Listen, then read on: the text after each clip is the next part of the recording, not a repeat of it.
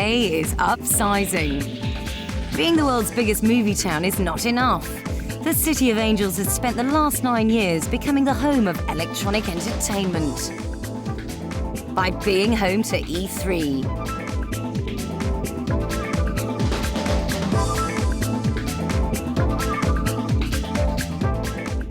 E3 2003 was the biggest yet.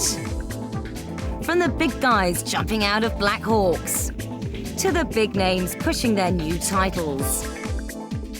Bigger and maybe better, with 1,350 products going on show for the first time. Hardware was so last year. In 2003, software was king. But it was also the year of the sequel.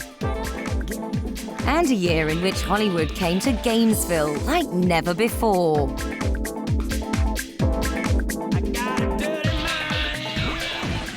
Welcome to the Edge E3 experience. From E303, we'll be bringing you the games of the show, the titles that got our attention and deserve all of yours. Going to the movies E3 style, from the Terminator to the Matrix. And getting a move on, E3 gets mobile and mobile gets heated.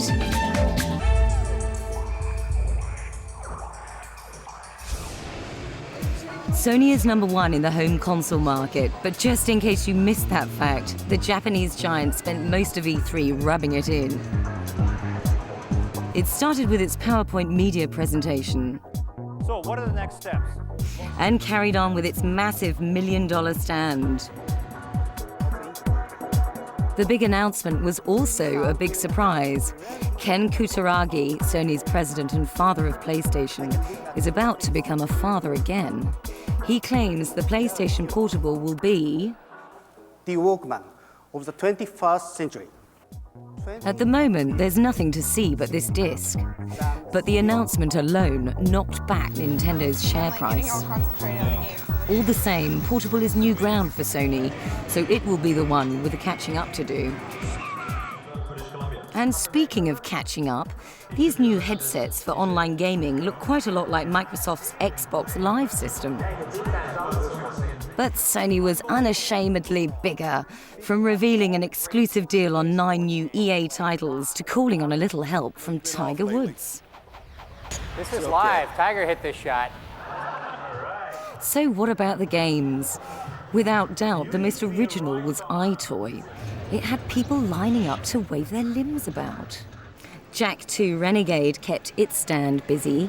Word is you're out to join the fight for the city. Naughty Dog's follow-up to Jak and Daxter is expected out later this year. Excuse me, sir. Don't you mean surrender or die? Rise to Honor comes from Sony's own studios in the US. Its main selling point will be Jet Li, who was extensively motion captured for the game. Let's get this mission done and get the hell out of here. Siphon Filter, the Amiga strain, will be online with 4-player cooperative play. Anybody's race, ladies and gentlemen. And of course, there was Gran Turismo 4. Bigger, louder, lusher, and online.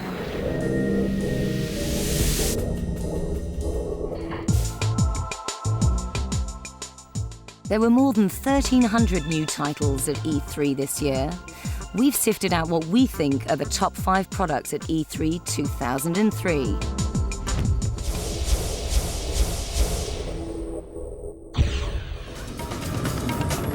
At number 5, a game that will cure you of the idea that RPGs are all hit points and hobbits. Sudeki from Climax takes the tried and tested RPG format and pumps it full of steroids. This game isn't standard sword and sorcery fare.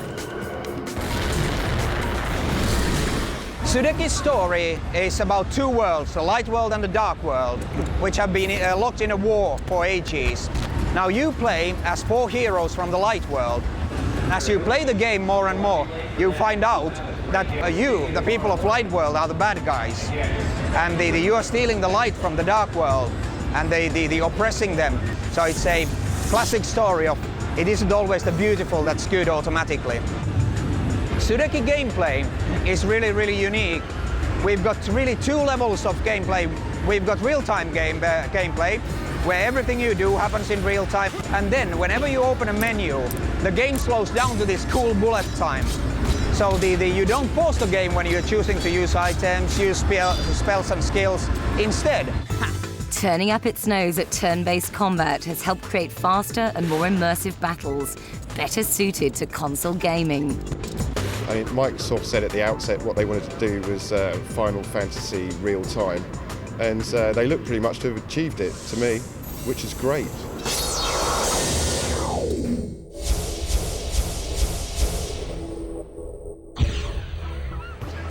At number 4 in our chart comes a gaming gadget which has its eye on you. The USB webcam iToy is an inventive peripheral for the PS2. The iToy technology is a result of a research project carried out by Sony's American division. I think iToy is great. I mean, it really shows the innovation of where this industry is going in the future. The fact that it's only $40 in the US is really cheap, and I think the games are fun. I mean, I played like a punching game. We sort of like punch a guy, and it's, I think it's great. I mean, it's one of those things that I think might be a little gimmicky. I mean, I don't think you'll be playing it for years and years, but for $40, I mean, if you can have a couple weekends of fun with your friends, I think it's, it's a great toy. Third-party developers are yet to start creating games for Sony's iToy, but the unit is packaged with 12 titles. There's a lot of variety. There's a kung fu fighting game. There's a window washing game. There's a rhythmic game. But as far as future titles, this does have a lot of long-term potential. The downside is it may do as much for your credibility as karaoke. But if sweating doesn't sell it for you, Sony is suggesting there are a couple of other applications for the iToy technology, including video conferencing and virtual pets.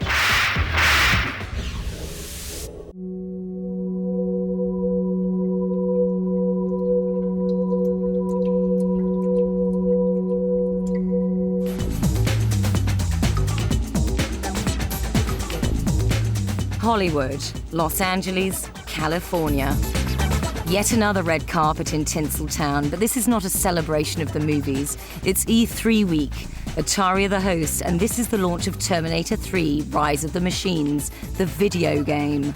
This is Terminator, man. The great thing about video games now is they become an extension of the storytelling experience. You're into the movies, you're into games, you're into comic books. Yeah. That's the same mind. So I'm a game lover. I'm excited about it. This is the future, my friend. This is where it's going. Get down.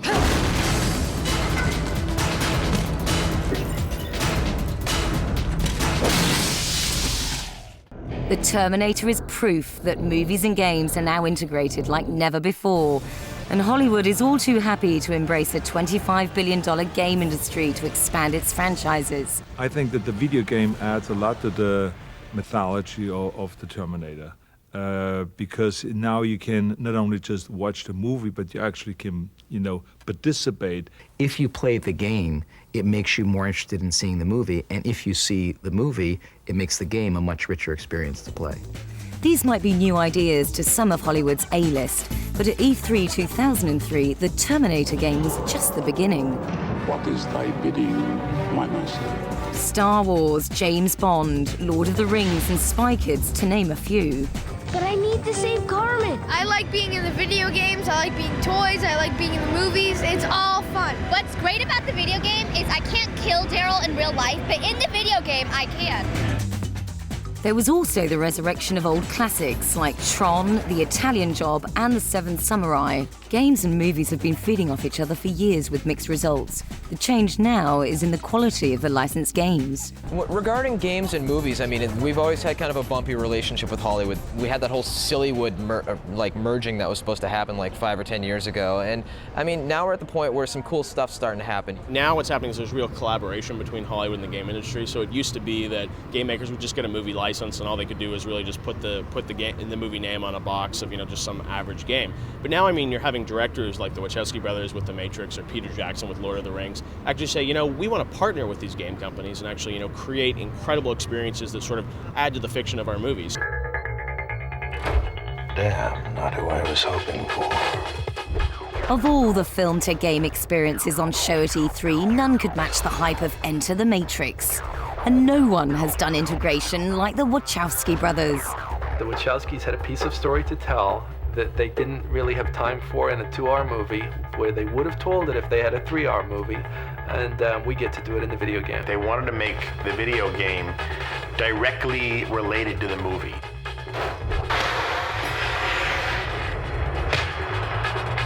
Enter the Matrix is written by the boys, directed by the boys, cut by the boys, so they're actually directly involved in the making of the video game, which was their idea from the beginning, which has never been done before. That meant that all the same equipment was used, the same film stock, with the same actors, all the same crew. There were hundreds of people on this set, and they're working on a video game. It's going to raise the bar for what people understand to be a fight game in the same way that the Matrix film raised the bar in terms of what people saw as a fight sequence. Enter the Matrix is already a million-unit seller. But what are the consequences of marrying celluloid with polygons? I hope we don't get to a point where studios go, you know what, let's not make that great script because it doesn't make for a good game. My feeling is if there's a great script, they're so hard to find anyway, that every studio in town would chase after it anyway, and then somebody would figure out how to make a good video game. I'll be back.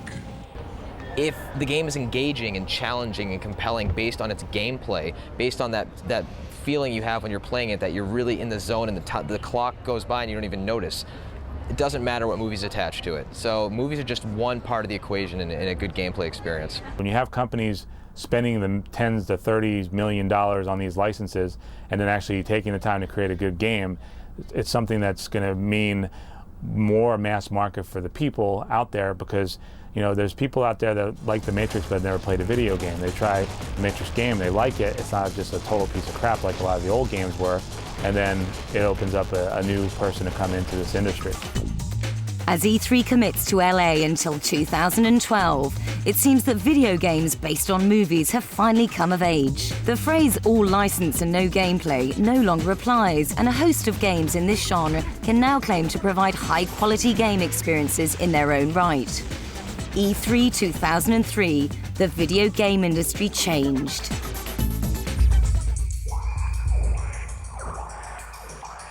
For many years. There was no doubt about what was Nintendo's killer app at this year's E3. Please welcome Mr. Shigeru Miyamoto. It was 5'7" of gaming god.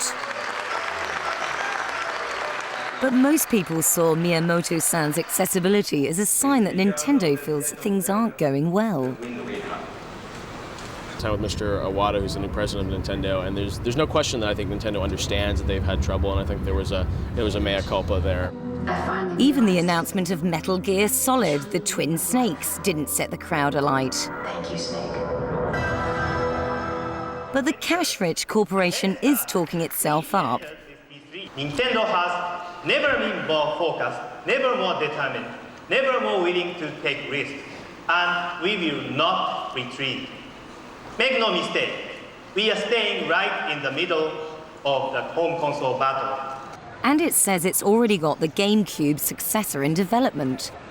But for the current Cube, Nintendo's biggest announcement was a Miyamoto dream. I'm a really big Pac-Man fan. And actually, I went and I made a Pac-Man game for GameCube. The new Pac-Man will make the most of the connectivity between the GameCube and GBA. 3 GBA players can be Ghosts, and the GameCube player will be Pac-Man. Ever since I first had the idea for GameCube, I thought it'd be really fun if people could play Pac-Man together. One on the TV and one on the Game Boy Advance.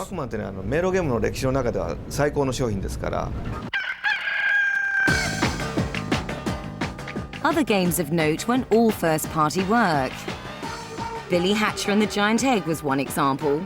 This effort from Sega is from Sonic creator Yuji Naka.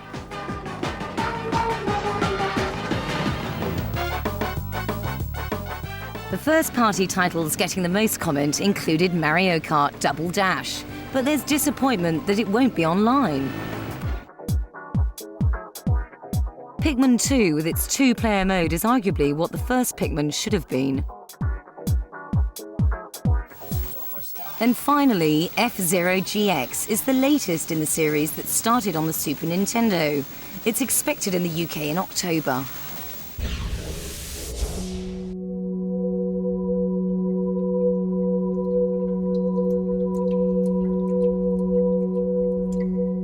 Hi, I'm John Gaddiosi, the Hollywood Reporter, and I was an E3 judge this year. The following is my video diary. They often say that E3 starts on Wednesday, but anyone who is in the industry knows that Monday morning is when we start.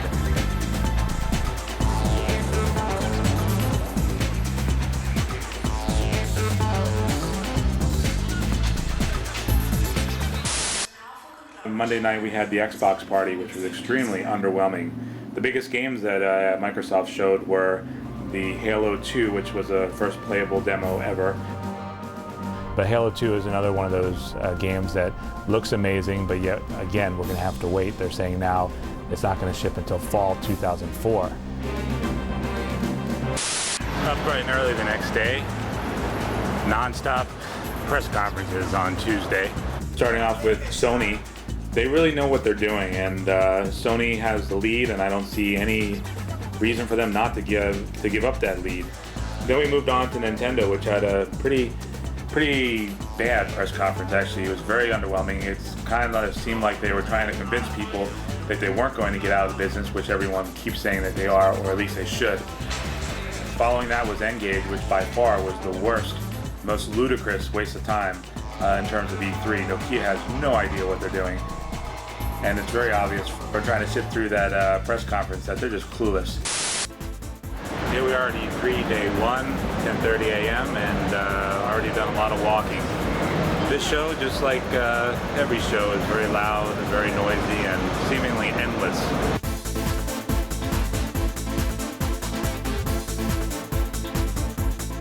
Usually by noon, every game starts to look the same. Fortunately this year, most game companies have started showing us stuff early, so it's not as bad. Gran Turismo 4, Sony held 2 press conferences. The only bad news is that the game's not going to ship this year.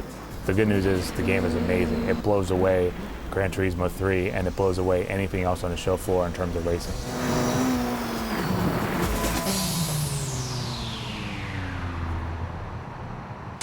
Now entering day 2, and yesterday was non-stop from 9 a.m. until 12 a.m.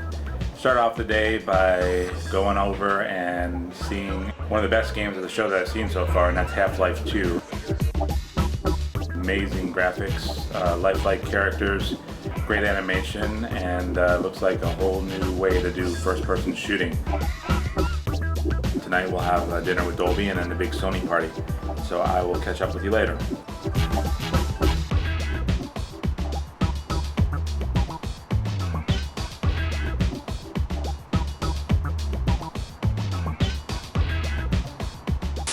Here we are, last day of the show, thank God. Today we're gonna catch up on all the appointments we've missed during the last couple of days and also see the last remaining games.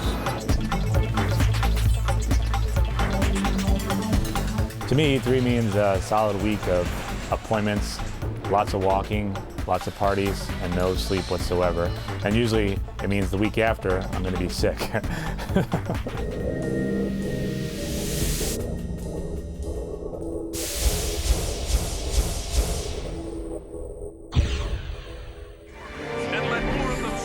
At third place in our E3 top 5, it's the return of every Xbox owner's favorite cyborg.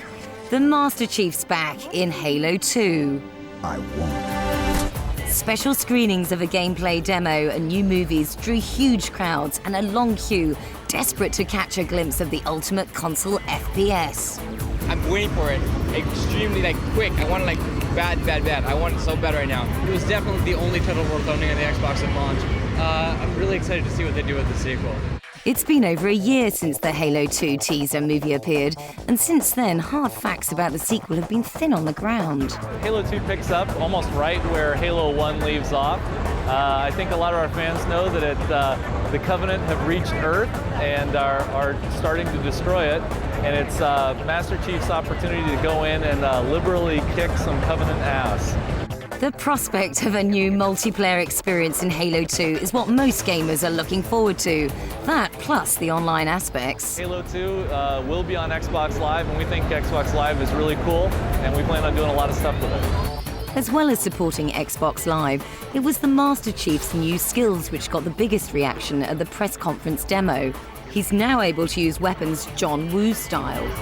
In the case of dual weapons, imagine using a plasma pistol in one hand and a submachine gun in the other. Well, you'll make that choice because you might want to take out a Jackal shield with a plasma pistol and then finish him off with a submachine gun. But that whole time I can't use grenades. So once again, I have to keep actively making choices in the way I play the game. They say the best things come to those who wait, but Halo 2 has already slipped twice from its release schedule. Let's hope rumors of it slipping again are unfounded.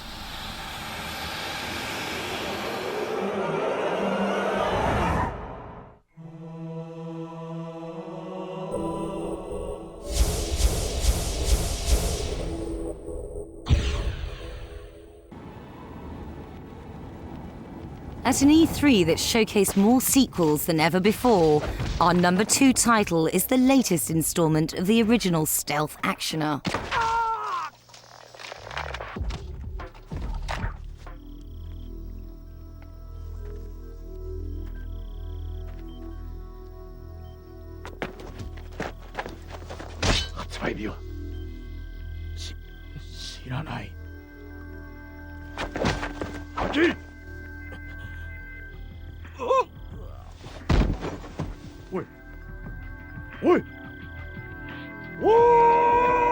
Hideo Kojima's given us a new kind of Metal Gear Solid.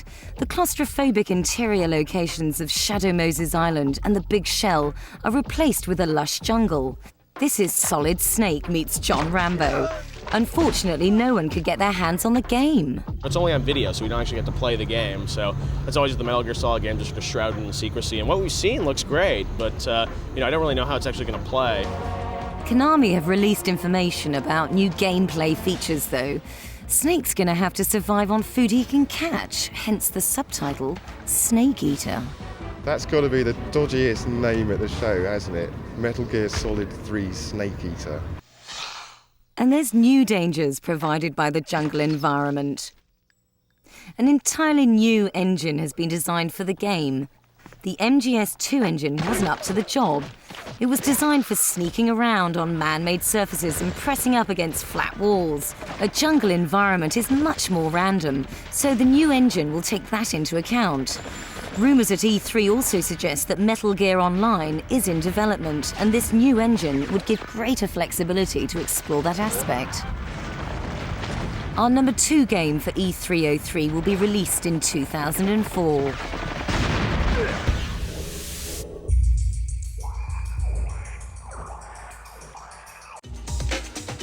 PC gaming may not take up the same spectacular stand space as the consoles, but E3 2003 saw PCs with as strong a lineup as any. The big guns were Halo and Half-Life 2, but there were others which deserve not to be ignored. 21 years after Tron blazed its way onto the silver screen, Monolith is bringing it to the PC screen. The game will be set 20 years after the events in the movie. We took a lot of iconic elements from the movie, the disc, the light cycles. You'll get a chance to see tanks and, of course, the cool circuit suits that people wear. Eyes on the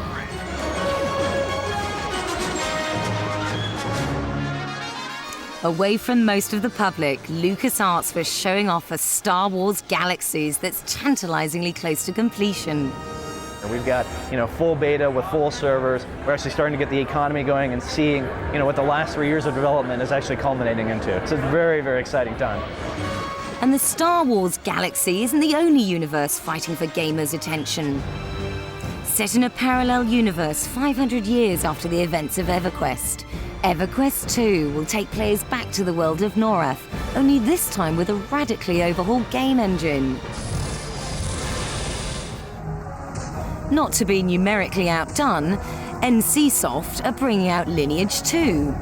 But this title's a prequel to the world's most popular online game.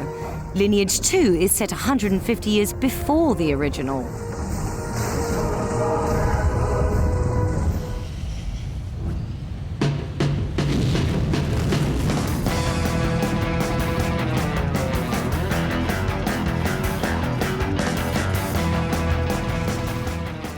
Ubisoft's impressive-looking Far Cry will showcase the latest AI and physics technologies from German developers Studio Crytek's.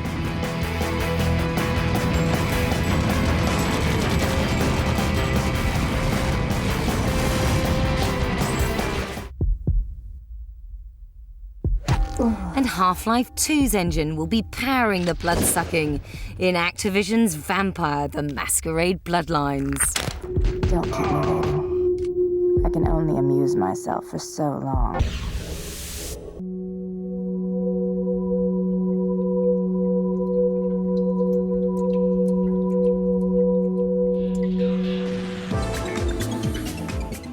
At this year's E3, the focus was on mobile gaming like never before. And the company driving that the hardest was N-Gage creator Nokia. You could almost taste its first-timer enthusiasm at its E3 press event. Released from the single-player cocoon into multiplayer games. What the audience really wanted to hear was how much this game deck, phone and MP3 player would cost. With the games costing $30 to $40 on top, the $299 price tag was more than many were expecting. As a standalone $299 price point for the hardcore and active gamer, we think it's right. This isn't for Susie's 6-year-old, it's not for the casual masses, and it's not a toy. This is a sophisticated gaming machine. But there's also the problem of competition. The N-Gage will be released worldwide in October this year, which at least gives it a head start on Sony's plans for its PlayStation Portable. The PSP won't be out till late 2004, but it will be a powerful rival. Its hardware will produce Dreamcast quality graphics. To fit PSP's small body, we created a new and small optical disc. It has a capacity of 1.8 gigabyte, 3 times larger than CD-ROM.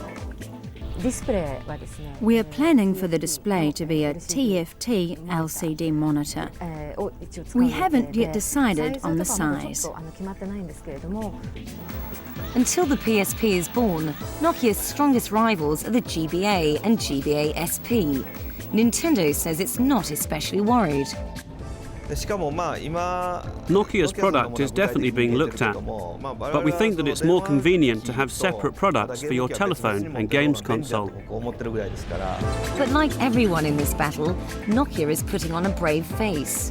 We're creating a new category, and products like PSP are really playing, into an existing market with the Game Boy Advance SP, and we're trying to create an entirely new category in an online multiplayer mobile connected device that really is just connecting people everywhere. Whatever the competitors say about hardware, these mobile gaming machines will sell on the strength of their games. The N-Gage has titles like Tony Hawk's Pro Skater and John Romero's Red Faction. It's very powerful, and it's got great graphics, real nice resolution, color, and everything. Nintendo's show of handheld titles this year included Final Fantasy Tactics,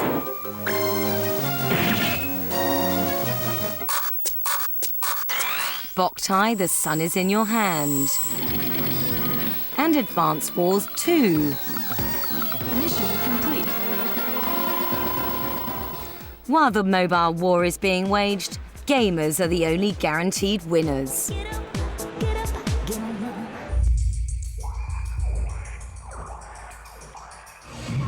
The Microsoft press conference was corporate, aggressive, and had a gung-ho feel to it.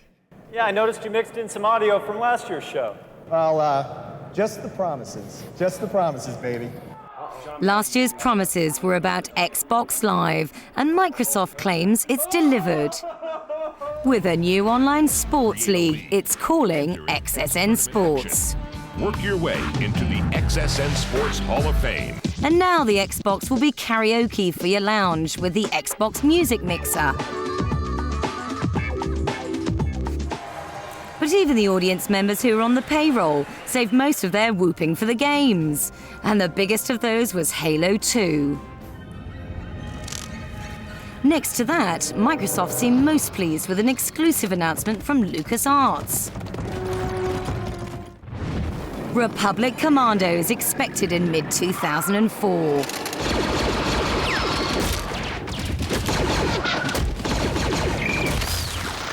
On a lighter note, Grabbed by the Ghoulies is the first Xbox exclusive game from Microsoft acquisition Rare.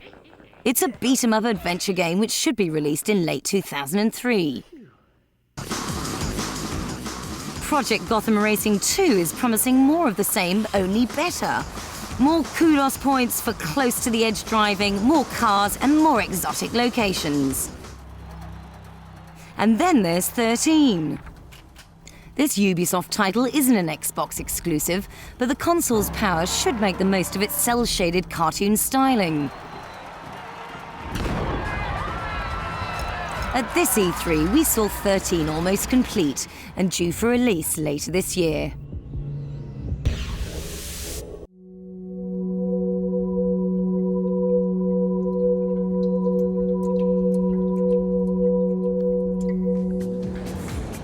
Even E3 can't please all of the people all of the time. This may be the biggest gaming show on Earth, but some attendees felt let down by a few of the main performers. I didn't expect Nintendo's stand to be so disappointing. Generally, their track record is almost every E3. They've done something groundbreaking or something shocking. I really, really hope Nintendo doesn't go the way of Sega, but it's not looking good. And I don't know how they could do a press conference where they've got Shigeru Miyamoto, Will Wright, and still remain utterly unconvincing. Very few people had complaints about any of the software on show, but for some, what they couldn't see was what bugged them the most.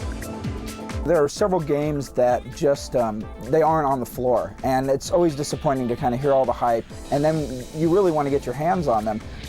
The Lucas stuff, they're always behind closed doors, and you know, you always want to see like the new Sam & Max. Why won't you just die? It's very hard to see those kind of games unless you know somebody there, so that's always a little disappointing.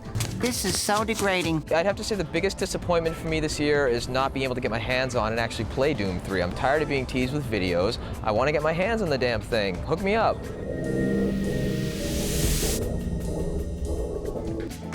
Time for a little positivity. Let's leave our disappointments behind and show you some of the titles we loved but didn't quite make it into our top 5. Gran Turismo 4 will be back on the PS2 and online when it's released later this year. It divided those who watched and played it about how significantly different it looks from GT3, but those who love it say it will be driving perfection. The Prince of Persia series set the games world alight in the 90s. Ubisoft's latest version, Prince of Persia: Sands of Time, looks delicious and is already getting very positive previews. Armed and Dangerous is an Xbox and PC title from LucasArts, which claims it's based on a true story. But after the appearance of droids and half-animal opponents, you quickly realize this action-adventure doesn't take itself too seriously. Did you see that? We're gonna be legends. So what did make our top 5? Here's a reminder before we reveal our number 1. At number 5, Sudeki is a magical RPG for the Xbox. It earns its place for originality and good looks. Big Brother isn't watching you, but your PS2 is. Making it to number 4 on the strength of its innovation is the iToy from Sony. The sequels kick in at number 3 with Bungie's crowd-pleasing Halo 2. And not quite sneaking into the number 1 spot, Metal Gear Solid Snake Eater is Konami's 3rd and our number 2.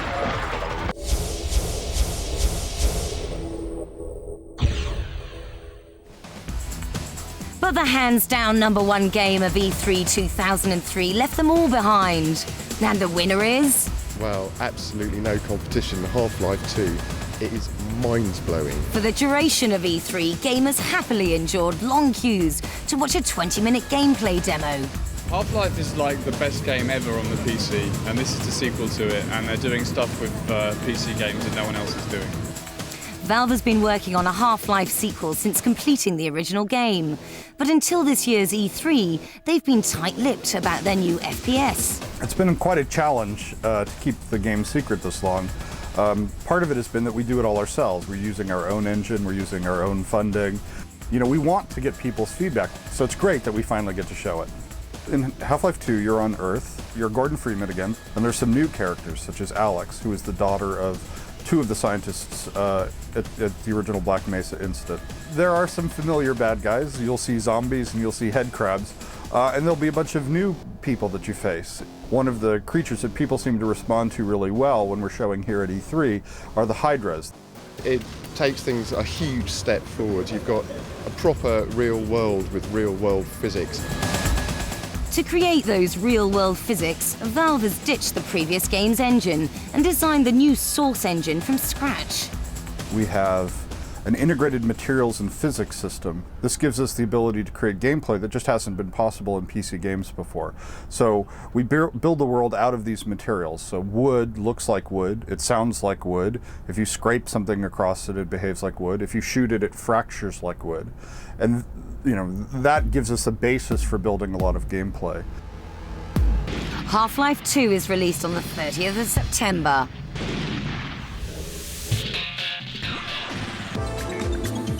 This has been the Edge E3 experience at E303. Next year's show is set for the week beginning the 10th of May in LA.